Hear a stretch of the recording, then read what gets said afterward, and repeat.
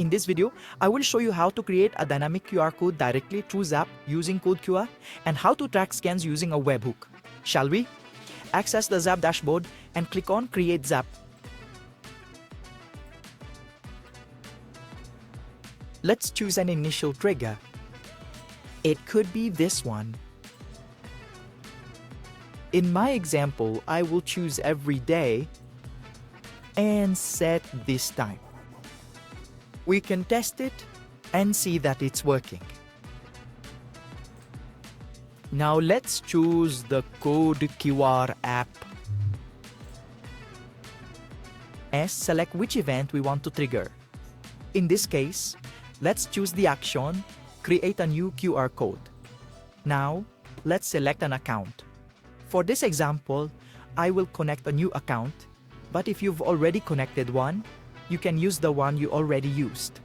I'll select here, Marketing Project, Authorize.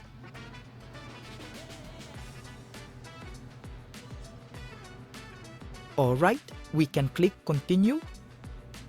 For these examples, let's create a QR code of the URL type and we'll fill the URL with this site.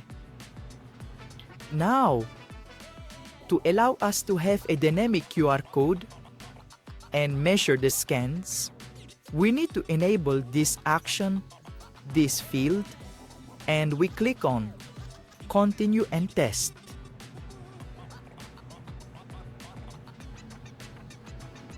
There, we can publish. Now, a QR code should be created on the CodeQR platform. We can check. Here is the QR code.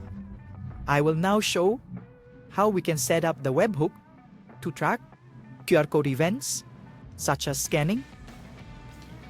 Inside the CodeQR dashboard, we click on Settings, Webhook, New Webhook. Let's put an identifier for this webhook and use our URL. For example, I will use this site. Now, it is very important for us to select which events we want to track. We will select these three QR code events: create, update, and delete, and also high-frequency events. These events are called every time a QR code is scanned. For now, let's select this QR code flow that we just created for testing. We can save. And now, let's perform a scanning test of this QR code and check if, when scanning this QR code, it will reach our webhook and our analysis. I just scanned the QR code. Let's check. Done. The scanning event has arrived.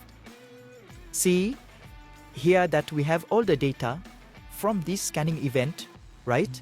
And we also have the same information on our analysis dashboard. I can come here, scanning of this QR code, and verify that a new scan was done, right? And all the information. We also have it here on our analysis dashboard. And with that, we conclude this tutorial. Now you know how to create a dynamic QR code in Zap and track the scan with the webhook in CodeQR. If you need help or want to set up something more advanced, just contact our support team.